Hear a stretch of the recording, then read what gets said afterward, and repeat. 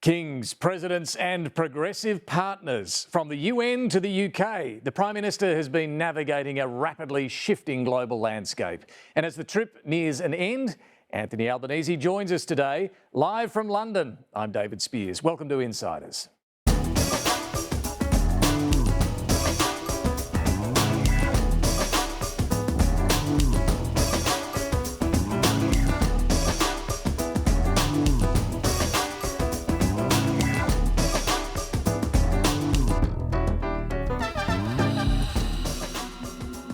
We're live from the BBC studios in London, where it's midnight and our terrific panel is here, ready to analyse what's been a huge week for the Prime Minister.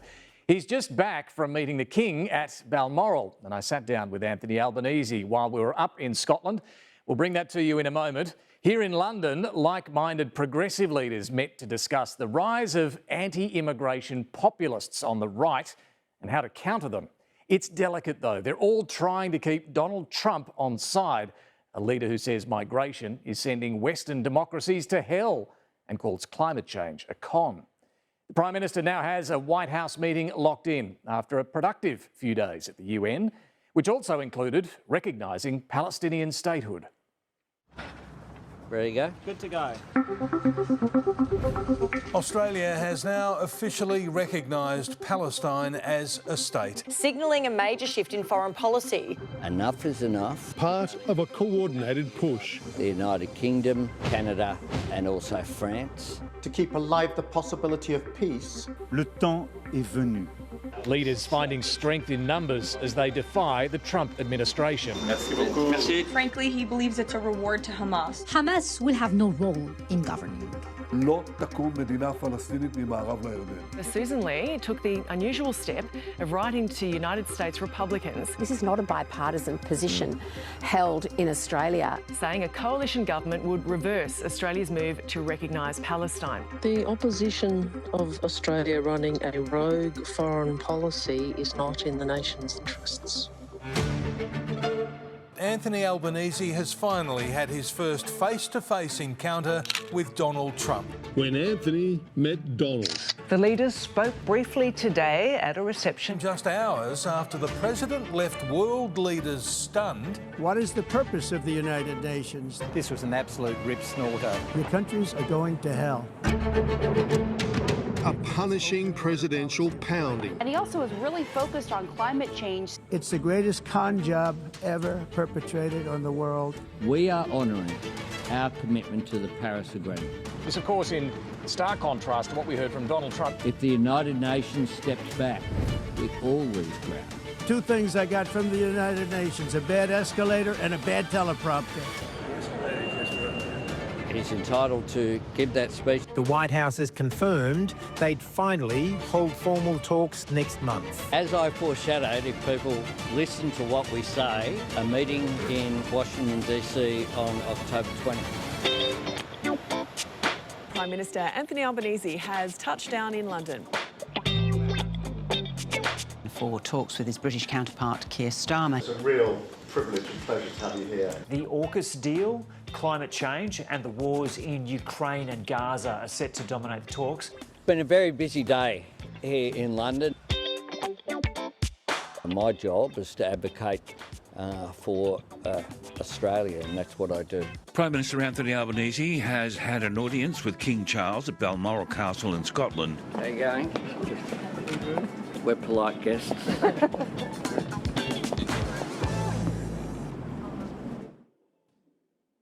We'll hear from the Prime Minister coming up. First, let's check what's making news. Anthony Albanese met King Charles at Balmoral Castle today, where they discussed global uncertainty and events in Australia. The Prime Minister was joined by his partner Jodie Hayden for lunch at the castle before a visit to a local church regularly attended by the King, as well as his late mother, Queen Elizabeth II.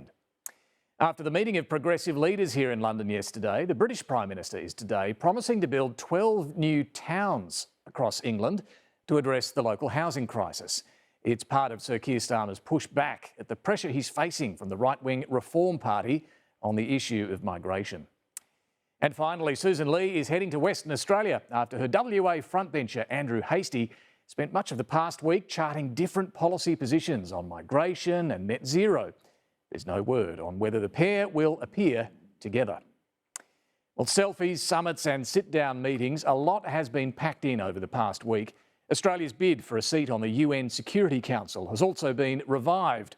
In this Trump era, nothing is certain, and China is filling vacuums created by the US on trade, climate action and aid. It's a difficult landscape to navigate, and Anthony Albanese is aligning Australia more closely with like-minded middle powers. Let's see what the panel makes of it. And a very good evening, Phil Curry, Anna Henderson and David Crowe. Thank you for staying up tonight for our audience, really appreciate it.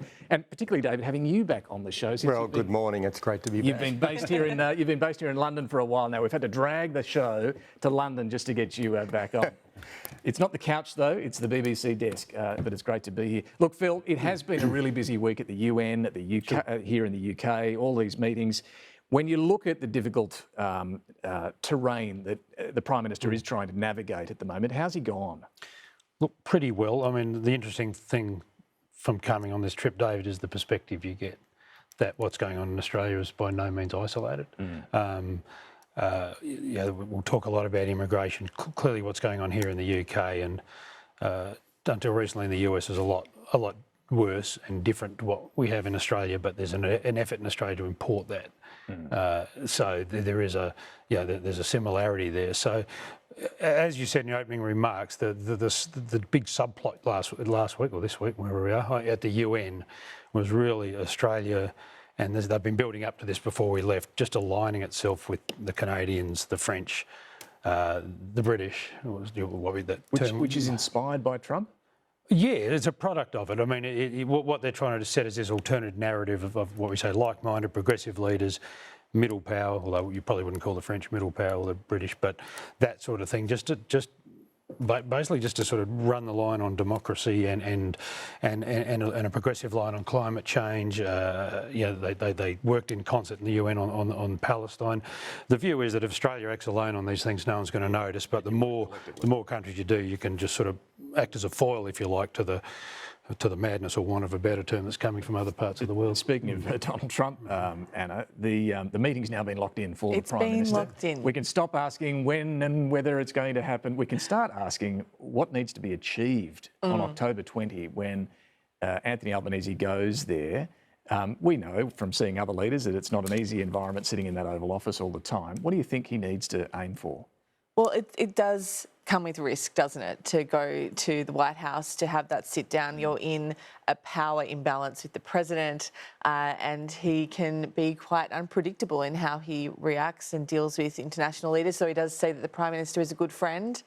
He's often underscoring what he says is, the positive vibes he gives out about the PM. But when they're in that room, I mean, the AUKUS deal and its future has to be central to whatever is discussed. And, the idea that this is not locked in, that the review's happening, it's undecided. The Prime Minister is saying, on a daily basis that he has been assured that this is going to happen. It's progressing. We're paying the money over. They're sounding very confident on this, aren't they? Every time they're asked, privately and publicly, there's a lot of confidence. They're getting those assurances behind the scenes, that's for sure. And yet you never hear Donald Trump say anything. I mean, Donald Trump was here in London last week.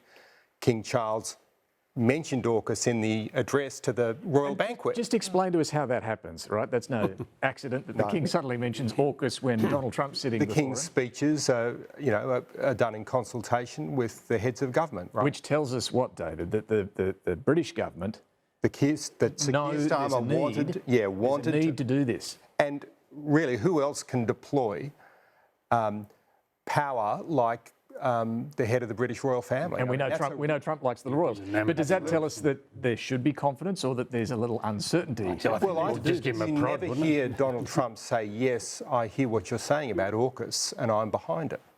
So I think that's what you would like to see in the Washington trip.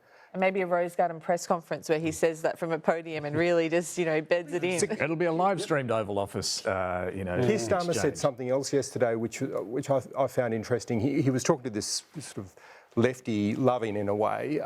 Lefty loving? Well, it was, progressive parties all gathered in one place, and he was saying, look, you may not like what Donald Trump is doing on tariffs, but deal with it. That's the way it's going to be. And I think that's an interesting point to make ahead of Anthony Albanese's meeting, because I don't think that renegotiating tariffs is a realistic thing to expect out of that. You want to talk about the pharmaceutical tariff rise that Trump announced yesterday, whenever we've got 10% tariffs, and that's probably 100% on pharmaceuticals. So just on the lefty love-in, as Crowe calls it, the meeting of these progressive leaders, which was really interesting gathering. What are we to read into this, Anna? Canada, Australia, the UK. Who else was there? A few others as well. Spaniards, Finnish. Yeah. No, Iceland. Yeah. What's this? What are they trying to do? Yeah, they're grouping together. They're sending a joint message. They're saying we are on the same page. We're talking to each other. We're working on diplomacy in tandem, and we're going to make decisions together to try and apply pressure where we think it's needed, whether it's on Palestinian statehood, whether it's on climate change and the push to renewable energy. When you've got these big personalities and potentially chaos agents like Donald Trump in the mix, you've got to work out how do we apply ourselves to try and have a counterpoint. And there's a particular figure here in the UK too that's very much putting pressure on the Labor government here. Yeah, Nigel Farage, the head of Reform UK, who's way ahead in the polls and causing real consternation in the Labor ranks here. And why is he way ahead? Migration, is it? Migration is a big issue because you've got thousands of people crossing the English Channel in inflatable boats, and there is not a robust way to deal with that at the moment. They're taken to a port in Dover, they're put on buses and then put in asylum seeker hotels in the local community. And I've been to the protests. You talk to somebody there and they say, look, I'm not a far-right person. I just don't want an asylum seeker hotel in my community. I've lived here for 30 years. My children can't get affordable housing, and they're bringing in these people to take over the hotel. So there's a lot of and the fact that the Reform Party level is ahead of Labor in the polls and way ahead of the Conservatives in the polls. Had this comment from Keir Starmer yesterday at that conference. The choice before the electorate here at the next election is not going to be the traditional Labour versus Conservative. I want this to be out as an open fight now between Labour and Reform. Now, is he serious about saying that Nigel Farage is his main opponent, or is this about stirring up the Conservatives? No, I thought he in that same thing, Starmer said that centre-right parties in Europe are dead. Basically, they've withered on the vine, and this is the new Conservative that you face as a Labor movement. Yeah, but the difference was I was watching that, and Albanese sort of sitting there not saying much. He's on this panel with Mark Carney, the Canadian, and the Finnish, it's not Finnish, Icelandic. Yeah. Sorry, it's past midnight. Should have worn my pyjamas. The Icelandic PM. And the problems that Starmer was describing were largely a consequence of their woolly-headedness about not closing their borders. And you could sort of see Albanese. It's a shame the MC was so hopeless, because the question you would have asked is, what advice have you got for this bloke? It's not as accentuated in Australia, because we would have been in that spot had they not got tough on borders. I tell you one years ago. He said we shouldn't be squeamish. Yeah, he did a mea culpa. He basically said we've been too squeamish in calling this out. And look at what I just said about today's news, where he's building 12 towns. Building 12 towns, a lot of housing. And he's bringing in a mandatory ID card. So, if the Parliament lets him, sorry, Dave, well, you have to. If you don't have one of these things, you cannot work. So it's that taking sugar off the table. So we've been through this at home. Now, that ID card is going to be a huge debate for years, but what it's also done is it's presented Nigel Farage at Reform UK with something that Farage can't accept. So Starmer, whether it works or not, he's trying to wedge Nigel Farage. Digital ID, so that you've got to have a digital ID before you can get a job in the UK, and a legal migrant won't be able to get a job. And Farage is saying no to that. So there's a long way for this to go. It's 4 years till the next election. One of the reasons why it's difficult for someone like Keir Starmer to take on Nigel Farage and other similar like-minded leaders facing right-wing populist opponents. I caught up with Alastair Campbell, former communications director to Tony Blair, now the co-host with Rory Stewart of the terrific Rest is Politics podcast here in the UK. We spoke for our podcast this week, and he touched on the threat that Farage really poses to Labor. This is where Farage apes Trump in so many ways. It's about feeling, it's about mood, it's about relationship. So I think Labour's in a big fight, but right across Europe, we're in a fight against the hard right. They've been planning this for a long time. And of course, because we rely so much, as you do, on the relationship with the United States, it's very hard to call it out when you're in government, because you need these guys on so many other, but the truth is, most British people think that Trump is a disaster for the world. If you're in the government, you can't really go out and say that. So the difficulty is you attack these guys too hard, you're attacking Trump as well when you've got to work with Trump.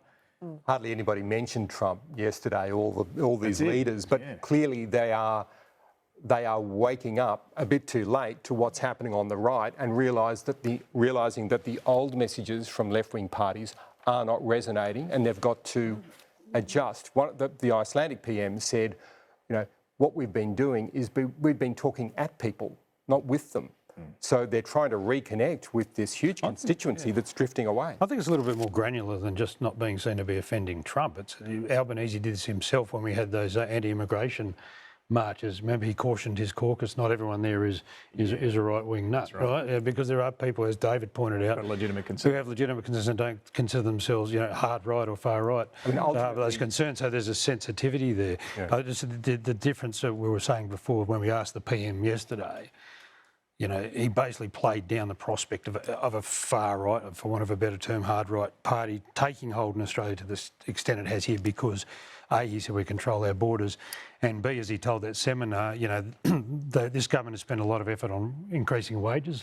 They've had a wage rise in Britain for 15 years, and so people feel mugged by the system. We do have some real wage growth. We still have, and Labor's kept in place the Operation Sovereign Borders measures of turning back. But they're mindful of sort of trying to lift people who feel like they're falling through the cracks in the system. There's another difference too. There's another difference, which is that your Trump and your Farage, they go out there, they freewheel, they talk, and people go, you're just talking from the heart, or you're just talking from your experience. And then you have these very cultivated political leaders on the centre left who are coming out and have gone through party machines and have a very different approach, very disciplined and sometimes very repetitive. And they don't seem to be resonating in at least some countries, like here in the UK, with the population. They're not grabbing the attention in the way that those Starmer others had are. this interesting line about predatory grievance, about the way in which the right wing taps into this sense of grievance in the community. And the grievance is real. And the big mystery in the UK is whether that's going to succeed for Farage over 4 years. Tell you what, right now, whether he needs to actually have a solution. In Australia, it seems to be this is a bigger problem for the coalition and the fractures there rather than for Labor. Anyway, time to hear from the Prime Minister. We spoke after his audience with the King at Balmoral before flying back here to London. Prime Minister, welcome. Good to be with you, David. How was lunch with the King? It was splendid. He is someone who is very interested in Australia, interested in the affairs of the world, and it's always a pleasure to talk with His Majesty. I've got to develop a relationship with him over recent years, and he was a very gracious host. I regarded it as a great personal honour to receive the invitation to Balmoral Castle, but an personal honour, but really an honour for Australia as well. There is all sorts of protocols around what you can and can't say, but can you give us any insight into what you discussed?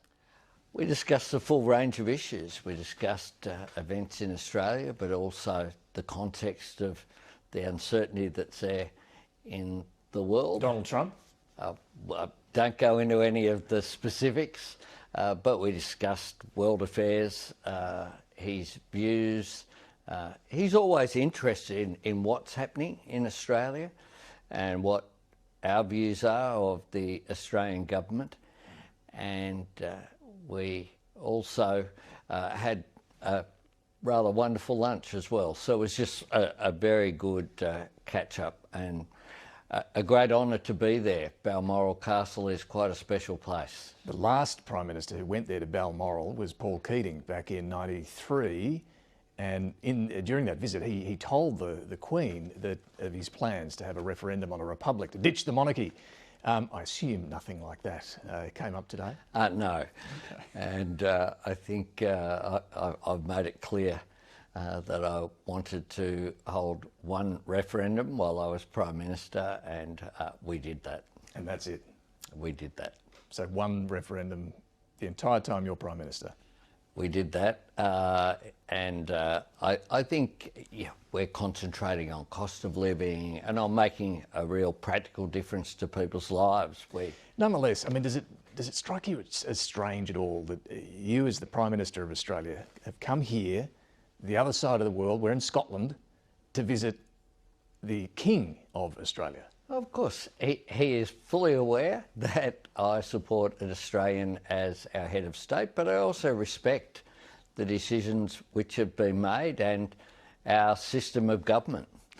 And I think that's important. If you look at the way that I conduct myself, I always support the institutions which are there. I think that's important as what role, Australia's Prime Minister. What role does the monarchy play in today's Australia? What does it bring to us? Well, I certainly think that Sam Mostyn is doing a fantastic job, Her Excellency, as Australia's Governor-General, as the representative in Australia, representing Australia to other countries in our region, but also around Australia as well. She's someone who is very active. Sure, but what about the royal family? And, well, the royal family, I think, are given a great deal of respect. Their Majesties, when they visited Australia recently, King Charles and Queen Camilla were very well received. They work hard. They're interested in our place in the world. They're very interested in the Commonwealth. And CHOGM was held, of course, in the Pacific, in our region, last year. And I think they are respected. So you're nearing the end of what's been a jam-packed week and a bit. It's been pretty busy. It's been busy. You had recognising Palestinian statehood, reviving a bid for Australia to win a seat on the UN Security Council. You've been meeting and drawing closer, I think, to the UK and Canada and France. Investor roundtable all of these in things. New York. I'm just wondering, are you trying to, do you see a greater or broader role for Australia on the international stage beyond the sort of regional focus that I think was dominant in your first term? Australia punches above our weight. That's very clear to me when I have the honour of representing Australia in international forums. I think we primarily have to concentrate on our region in the Pacific with ASEAN. I think that is where our focus should be, but we have three pillars essentially to our international affairs: our alliance with the United States, our regional engagement, but the third as well is our support for multilateralism, of which we have a proud history. And part of that is that in today's world, the land war in Europe with the Russia invasion of Ukraine has made a difference to the price of goods on supermarket shelves in Australia because of energy crisis that arose in part out of that. It all flows through. And that's why we can't afford to be isolationists. That's why we have to be concerned about the state of the world. I guess what I'm getting at is, given the uncertainty too around Trump's America, are you seeking to draw closer to like-minded countries, the UK and Canada in particular? In itself, of course, the UK, historically, we have such an important relationship. Canada, under Prime Minister Carney, I've got to know him quite well in a short period of time. We have very similar economies, so I think we can learn off each other. Issues like critical minerals have been discussed in recent days with the UK and with Canada, as well as, of course, the defence and security relationship with the UK is very important indeed. Do you find and support for free and fair trade in the region as well. We're currently the chair of the CPTPP, and we will have the APEC summit in the next month. Do you feel, though, that with these like-minded countries, you need to be standing up for the rule of law on behalf of middle powers, democracies who do believe in the rule of law? Well, the United Nations address was a real opportunity for us to put Australia's philosophical position, if you like, about our place in the world and the way that we want the world to operate. And the rule of law is important, that there be guardrails. And the fact that the Russian invasion of Ukraine is perhaps a very acute example of where the international rule of law, if it's allowed to just occur, a more powerful nation attacking a sovereign nation in the way that that occurred, Australia has an interest in upholding international norms and rules. You attended a conference in London yesterday of progressive leaders, and you also expressed concern about the rise of populist organisations like Nigel Farage's Reform Party here in the UK. Why do you think Reform is so popular right now here?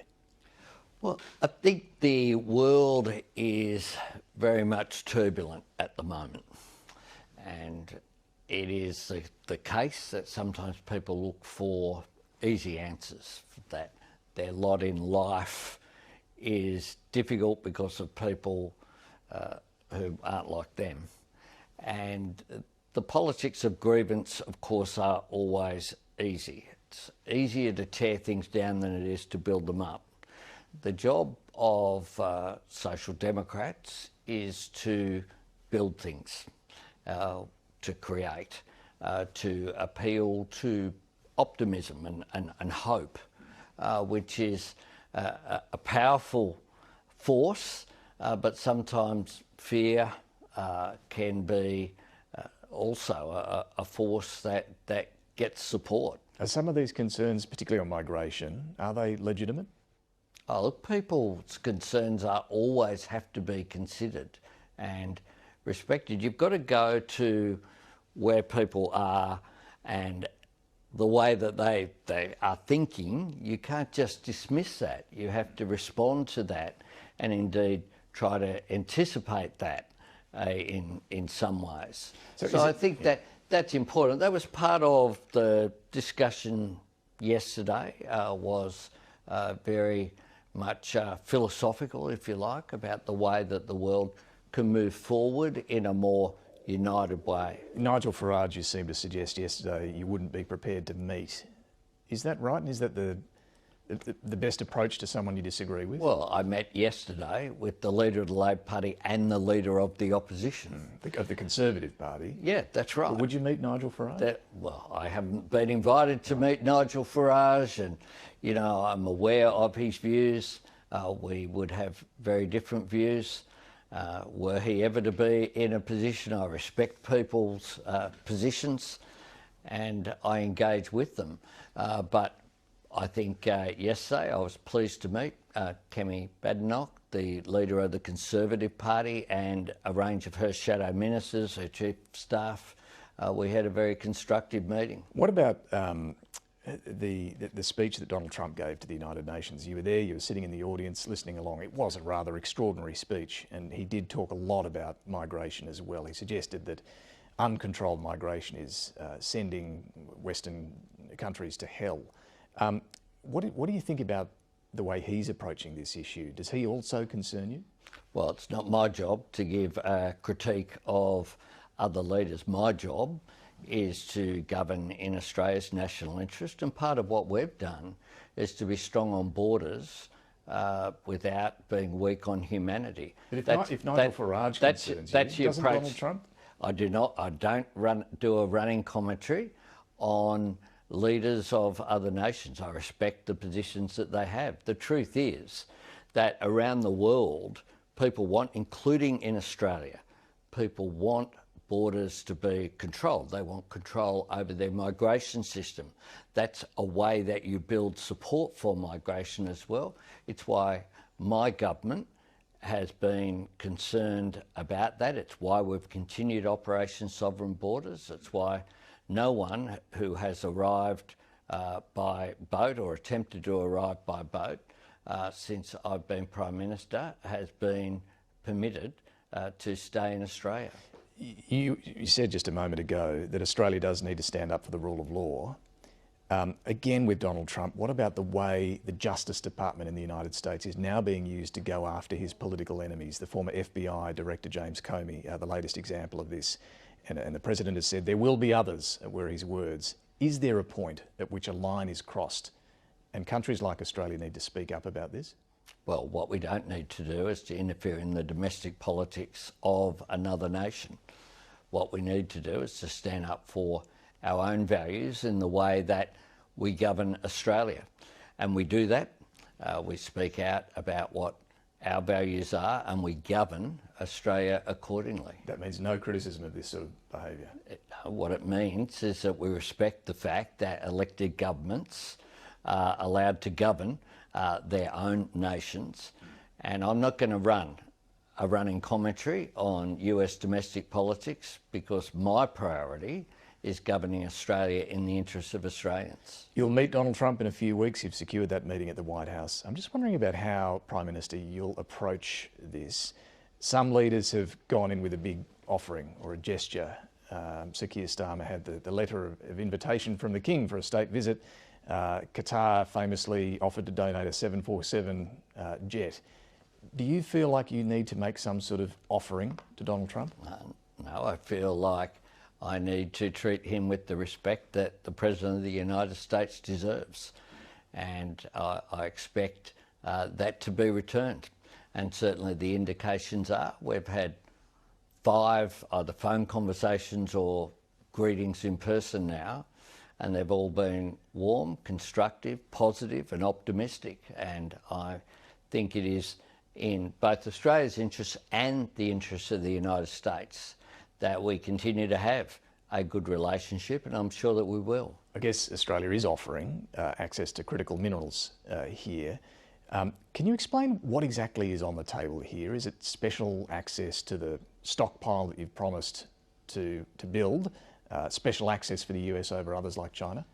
Well, we'll have those negotiations with President Trump in person, with respect, David, rather than on insiders. But obviously, these are Australia's resources. Australia has everything that is in demand, almost the entire periodic table. And whether you're looking at lithium with the reserves that we have, or cobalt, or copper, or vanadium, we have great resources. We also have a capacity to value add as well. And we went to the election saying that we would have a critical minerals reserve, and that would be a way in which we ensured that markets couldn't be manipulated in the way that nickel, for example, has been manipulated, the market there, to alter prices and therefore to reinforce dominance, in that case, of China in that market. So, and is the US being offered something others aren't being offered by Australia? Well, we'll have those discussions with the United States. And you also talked critical minerals with the British PM yesterday. Absolutely. As well. And you referenced some sort of defence, well, obviously they have a defence component to them. Could critical minerals become a third pillar of AUKUS here in some way?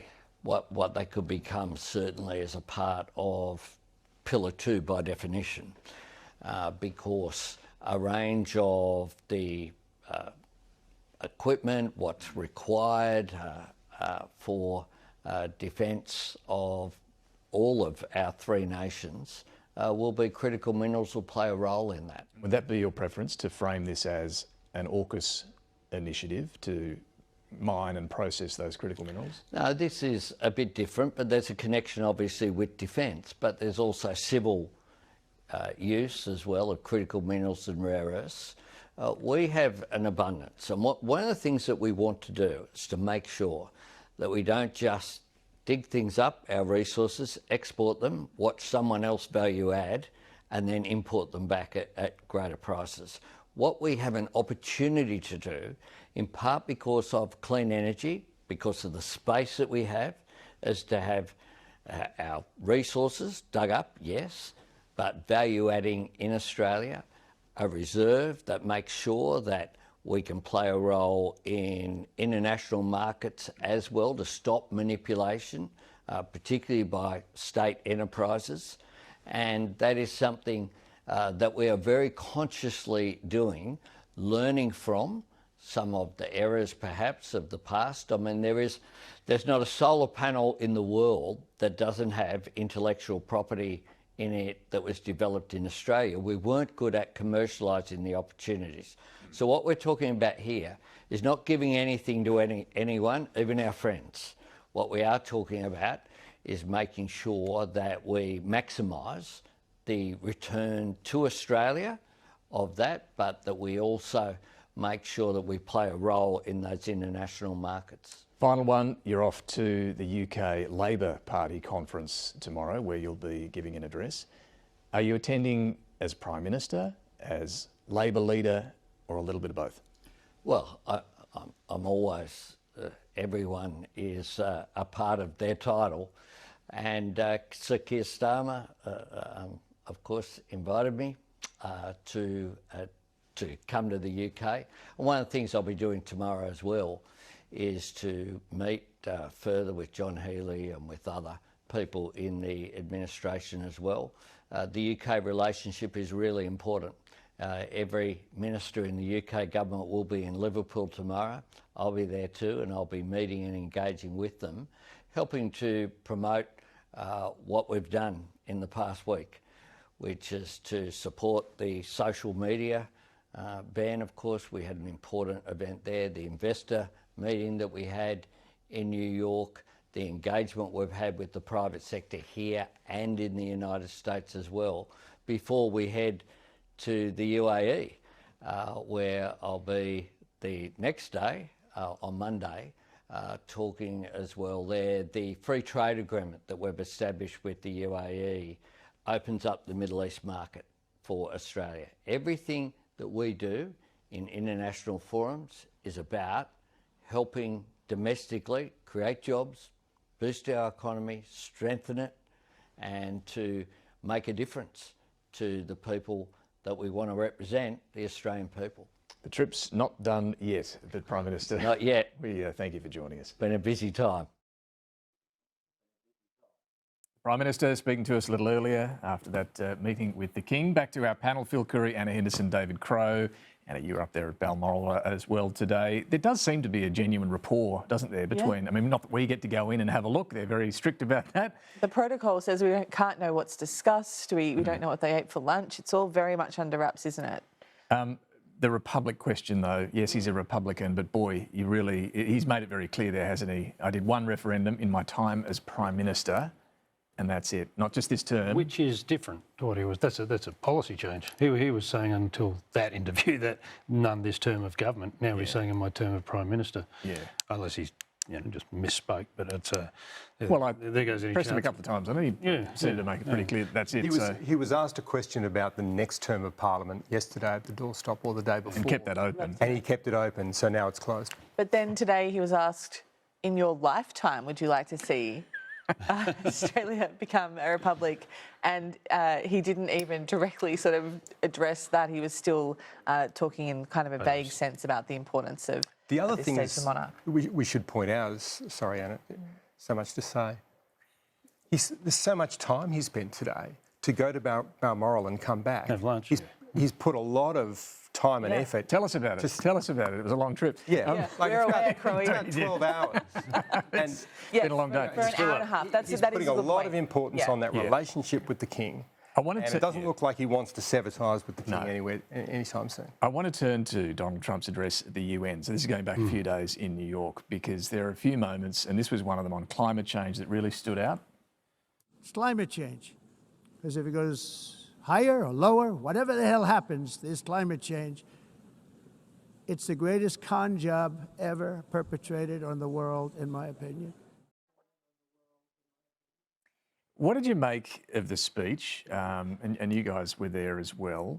And I guess the reaction of all the leaders, including Anthony Albanese in the room, a lot of poker faces there, Phil. Well, they all clapped in fear at the end. I think the thing that really stuck out of me that nearly, if I read it once, I read it 100 times in all the US press and foreign press, was that people contrasted that with Trump's first address to the UN when in his first term, and they said everyone sniggered, and then they said, but no one was laughing this time. I read that line 100 times, but no one laughed this time because the bloke's serious and he's doing this. So it goes back to what we were saying at the start of the program about why Australia and Canada and the rest are sort of circling wagons and trying to present an alternative narrative to that, because they considers climate change is real and needs to be addressed, and he clearly doesn't. So it was just putting really an exclamation point on, the isolationism and the whole sort of Trump thing. I mean, the busted escalator and the teleprompter got a lot of the attention, but really on the substance, Anna, of what he is saying on climate change and migration, your countries are going to hell. People were agape in the audience. I think there were leaders, and I was in the public gallery upstairs, so surrounded by both journalists and also sort of public officials for various governments, and they were just absolutely boggle-eyed as to what was going on, even though it is kind of a Trump stump speech. We've heard a lot of these lines before, but on that podium, directly to those other nations. And then the other issue is what happens with that rhetoric, because we can see how even in Australia that rhetoric sort of trickles down into the conversation. Some of that stuff around migration we're already seeing on the streets. This just emboldens some of those groups. But on climate in particular, David, the following day, China then announces at the UN via video link with Xi Jinping, they're for the first time pledging to cut emissions. Now it's only 7 to 10% by 2035, and clearly everyone's saying, well, it needs to be more. But it's the first time they've promised to cut, and they're stepping into the void, the vacuum the US is creating here. But there are some there's some fine print. They'll cut by 2035 from the peak. We don't quite know what the peak is and when it is, but sure, they're cutting. Now, a lot of leaders in that room would have been totally rejecting what Donald Trump was saying. However, leaders are also struggling on climate. And I found it really interesting watching from a distance the Australian debate on the 2035 target. The European Union could not agree on its 2035 target going into that UN meeting, so they didn't go with what's called the NDC, the actual commitment which Australia has. And you look at the way both Chris Bowen and Anthony Albanese, the only thing they own is that target. They wouldn't own any of the mechanisms to get there, like the 50% of EV car sales, the 90% of renewable. They owned all those milestones for the 2030 target, but they're not government policy this time. They're advised. So there's clearly a sensitivity, and Trump has just gone and hit that button, and everyone has been saying, "I told you so" on renewable energy. And the leaders can sense that in the community there is this skittishness. Are we going too far, too fast? So they're holding back. Palestinian recognition. I mean, it's been such a big week, but this was where it sort of started with the joint declarations from Australia, Canada, the US. At the UN, and then the following day a special summit convened by France and Saudi Arabia. Again, it's a point of difference with Donald Trump. I don't think he's been particularly aggressive in his denunciation of what these countries are doing. He's noted that he disagrees. But what, Anna, is this going to achieve? What's happened this week with this recognition by so many Western countries in particular? There's very varied views about the answer to that question, both in the UN General Assembly discussion and in Australia as well, as to whether or not making this move, for some in Australia who've been pushing for this, some of the groups that are directly affected by this have been resettling people from Gaza who want Australia to change its policy and to say we're going to stand up for the people who want Palestinian statehood. They see this as a huge move to give gravity to that idea and to give that sense, as the Prime Minister said, of hope for a home. But on the other side, there's the question of, well, is there a home left to have? And also that this does feel to some of the kind of critical players in Australia that it's too late and it's too much symbolism. Is there an argument, though, that this is perhaps putting some pressure on Trump? Because what we also saw over the last few days was he met with a bunch of Arab states and leading Muslim nations like Indonesia, clearly talking about trying to find a way through this. I think technically they were talking about what would follow any ceasefire. Yeah, he's definitely thinking that multilateral meeting he had in New York with about 6 Arab states and the Indonesians was all about peacekeeping and stuff. Ahead of meeting Netanyahu. There's a ceasefire, and ahead of Netanyahu, we saw here in Britain, Tony Blair has reportedly been tapped to be some sort of administrator should the Gaza be, and Trump, Netanyahu's initial reaction to the declaration on Palestine was, I'll give a response when I get back to Israel from the UN, and Trump has reportedly told him, I don't want you annexing the West Bank. So there's which is significant because for a long time there's been no red line, no pushback from Trump at everything Netanyahu's done, but so there's a little not just I don't want you doing it, I will stop you doing it. So it's been quite hard language there. Yes, but his language can be hard, then a couple of days later it's soft, and we don't know exactly what kind of pressure he might bring to bear on Israel. And so when I look at the Palestinian statehood issue, you think, okay, well, some of the debate we've been hearing is Hamas cannot have any role in Gaza. Well, what's the mechanism to make that happen? That's not clear. And there's meant to be reform of the Palestinian Authority. Again, what's the mechanism to make that happen? So the next steps out of that debate from the UN this week are a mystery. There's been a bit of politics, not a lot, but a bit of politics going on back home. And I want to cross to Mel Clark in Canberra for a look at, well, the coalition, which spent much of the week focused not on the issues in New York or here in London, but on its own internal dramas. Mel, you've been following things there. It's been all about Andrew Hastie and what he's been up to with some social media posts that became, well, the centre of plenty of debate in the Liberal Party.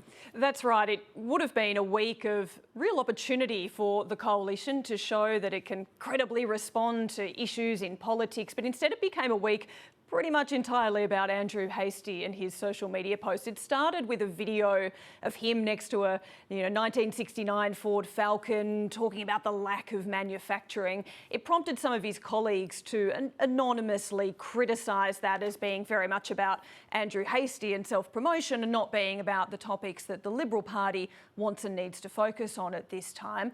That prompted him to respond with yet more social media posts, calling some of those anonymous critics as Muppets.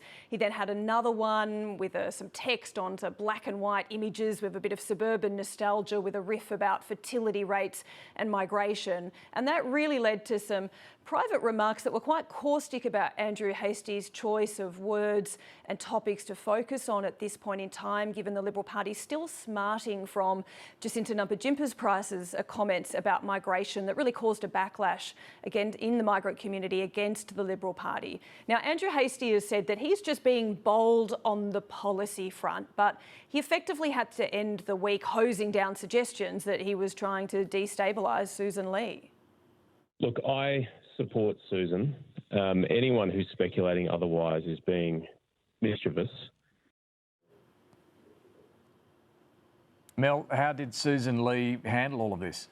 Well, effectively, she didn't. She was quite neutered by this. Andrew Hastie was certainly driving the points of discussion amongst her colleagues, and ultimately we saw Susan Lee really retract later on in the week. There were some comments earlier in the week, but later in the week she was declining interview opportunities and relying on statements to really discuss the issues that should have been ones that the opposition could really make some headway on the government on. Things like the Optus 000 outage, the massive growth in illegal tobacco that's been problematic, even the climate targets the government announced last week. There were real opportunities for the coalition to show that they could credibly hold the government to account, but that ultimately wasn't how it played out. Now, that partly reflects on Andrew Hastie and his willingness and ability to help row the Liberal Party boat, but it also reflects on Susan Lee because she appeared to lack the appetite to seize the agenda back from Andrew Hastie.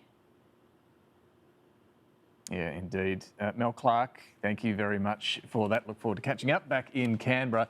And look, I guess this Andrew Hastie issue that Mel's talking about there, I mean, you touched on it earlier, I think, Phil, it kind of does overlap on the migration issues with what we were talking about earlier that's happening in so many Western democracies here in the UK, in the US and elsewhere. So it's fascinating to see on a smaller scale. They're conflating a high migration rate with uncontrolled migration in the US and the UK, and it's not the same thing, and that's why I think the threat to the centre-right parties in Australia, as you said, is probably the other way around. Yeah, it's more a problem for Susan Lee. Yeah. Look, one other issue at the UN, Anna, that I wanted to touch on was this social media event that Australia hosted on the sidelines to try and generate some public attention, global attention, over its age limit, the ban on kids under 16 being on social media. We were at the event. It actually had a pretty strong turnout, some pretty strong comments from Ursula von der Leyen, the European Commission President. Yeah, the EU clearly backing this in. The leader of Greece as well, also giving his support to the idea of going further in that country. There is an appetite, it seems like a groundswell, particularly in Europe, to try and go further. And what we heard in terms of the first-person account of an Australian mother who lost... This was Emma Mason, yeah, whose daughter Tilly took her own life after horrendous online bullying. She spoke so powerfully. Yeah. There was a standing ovation. It was an incredible address. You could have heard a pin drop, and I think we talk a lot about the UN not really getting many places on a lot of fronts, and it seems like things are incremental. What's the value of it? There was value right there. Which is what the social media giants are fearing, aren't they, Phil? That this is going to go global. 100%. Well, if only it would. But yeah, I think von der Leyen saying the Europeans are looking at what we're doing and want to do the same was significant. She's the head of the EU.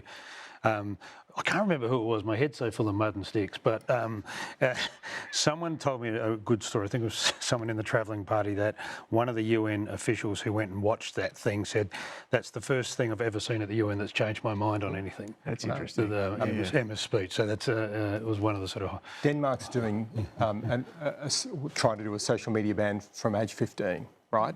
I think Australia's 16, right? So countries will move in that direction, but you can just see we're getting back to the dynamic we talked about earlier in the program, which is what happens when the social media giants, the big tech, talks to Donald Trump and says, hang on, this is infringing on freedom of expression or something like that. And then you get into that same dynamic of the social democratic leaders at odds with Donald Trump.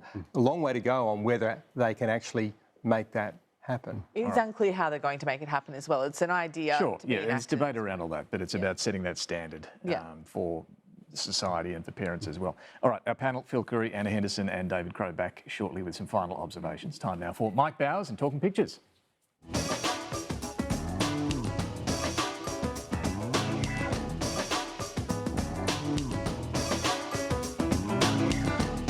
I'm Mike Bowers and I'm photographer at large for the New Daily. I'm talking pictures this morning with the former BBC correspondent for Washington and currently the host of Saturday Extra on ABC, Nick Bryant, and a very warm welcome. Great to see you, Mike. The Prime Minister travelled to the UN, but there was one specific person he really wanted to see. Well, they always say Leaders' Week at the United Nations is like diplomatic speed dating, and Anthony Albanese really did get a speed date, didn't he? It didn't last that long, but he was very quick with the selfie. Here is the said selfie, which kind of looks like a Travago ad. He's got a very large set of white teeth. When I saw that first, Mike, I thought that was AI. It is a slightly odd picture of Donald Trump, isn't it? It's really a case of no photo didn't happen. So it's like, I needed photographic evidence. You needed the proof. They're going to have this meeting later on at the White House in October, aren't they? But that is the smile of relief. I finally got to meet him. The President of the US gave an hour-long speech. I mean, he was sort of careering all over the road. It felt like a little bit like a demolition derby, calling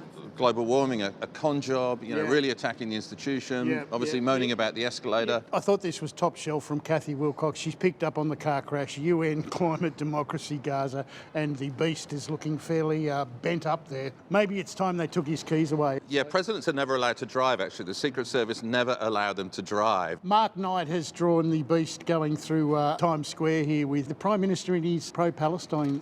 All I need now is for the President to recognise me. David Rowe, who's in a permanent purple patch cartooning. I don't think that the President would be too pleased with his depiction here as the wind vane. David Rowe is the gold standard, right? I mean, he's just amazing. We've got Chris Bowen and the Prime Minister here, so a White House meeting. Let's see which way the wind blows. Yeah. But it shows Trump just switches sides continually, often depending on who he last spoke to. I guess it keeps allies and enemies on their toes. It certainly does that. Dean Alston from the West Australian has picked up on it. All I get from the UN is a bad escalator, a bad teleprompter and bad security. Who the hell is this guy? Yeah, Trump's really being... So he sees this conspiracy theory at the United Nations. You know, the escalator didn't work, the teleprompter didn't work. All his own staff. He's called it a triple sabotage. And the UN is saying, actually, it was the Americans. The Americans were in control of the teleprompter, and it was an American that actually tripped the safety mechanism on the escalator as well. His videographer, I'm told. His videographer, yeah. Australia joined Canada and France and Britain in recognising a Palestinian state, but the state of Gaza continues to deteriorate. And this is a very clever cartoon from David Pope, who picked up on the fact that POTUS and OPTUS is just really one letter change. Yeah, it took me a while to work this one out, Mike, to be honest. But when I did, I thought, that is brilliant. And this idea of, the Palestinian people in Gaza trying to call the international community. And nothing there. Through. Nothing there. Yep. I thought that was genius. Yep. Well done, Mr. Pope. Peter Brollman, great news. Australia recognised the state of Palestine. Yeah, there isn't much of a state left to recognise. It's rubble-strewn in Gaza. In the West Bank, there are Israeli settlements all over the place which are encroaching on the Palestinian land. A lot of people are saying this kind of recognition for Palestine needed to happen now, given the level of destruction that we've seen in Gaza. Yeah. Nick, this week we learnt that if you feel like taking medical advice from Trump and the administration, you should lie down until you're feeling better. Yeah, right. This was the moment when Robert Kennedy appeared alongside Donald Trump. They were trying to say there's a link between Tylenol and autism, which has been debunked by most scientists. Donald Trump said this week at the United Nations, I'm right about everything. I think a lot of doctors and scientists around the world would disagree with that. Yeah. Matt Golding, he's got them making the announcement here, RFK Jr. and Trump, and when they turn around, they're in surgical gowns, which is, this is a vision that's just not going to leave me. It's hard to sort of expunge from your mind, isn't it? And finally, Matt Bissett-Johnson, who's got the classic tombstone here, listen to Donald Trump's medical advice, which I think is very clever. That is clever. Nick, thank you very much for taking the time. I'll let you do the honours. David, back to you. Thank you, Nick. Thank you, Mike. Let's get some final observations. Phil. 5-6 years ago, Scott Morrison came to the US and they went down to Ohio to open the Pratt's new box factory down there, and with Trump, and it turned into a MAGA rally. And Anthony Albanese, then opposition leader, rightfully sort of chastised the then Prime Minister for being overseas and participating in a partisan event. In about 6 hours' time, we're off to Liverpool for the British Labor Party conference, and guess who the guest speaker is? Prime Minister Anthony Albanese. And having one meeting yesterday with Kemi Badenoch, the Conservative leader in Britain, I think is not fig leaf enough. It's a hypocritical act. Very good. Anna. Zomi Frankham was an Australian aid worker. She was killed in an Israeli drone strike, and during the UN week that the Prime Minister held, Penny Wong, the Foreign Minister, had an event where they launched their declaration for the protection of humanitarian workers. Half of the UN countries have signed on. It's like a groundswell of support for the protection of humanitarian workers. 2024 was one of the deadliest years. I think it was the deadliest year for those who choose to work in this sector.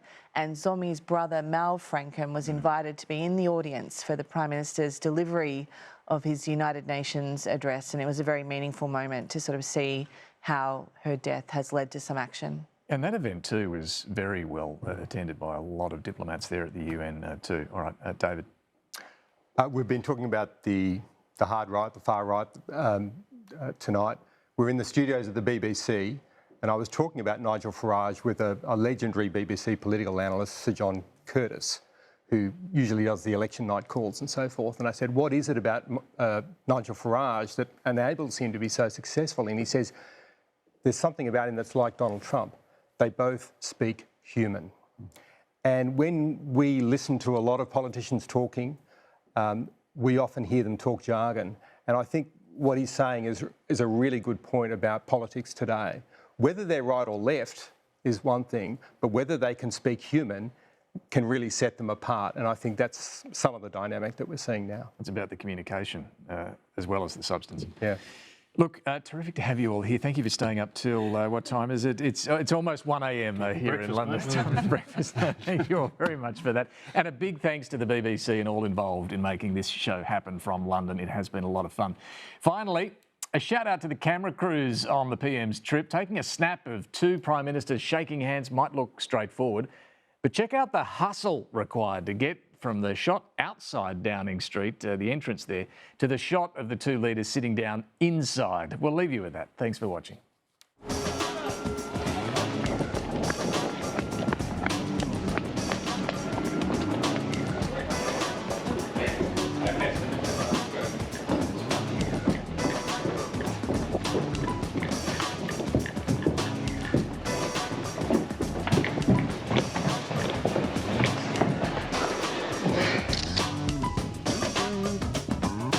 Making us all feel very excited about being here.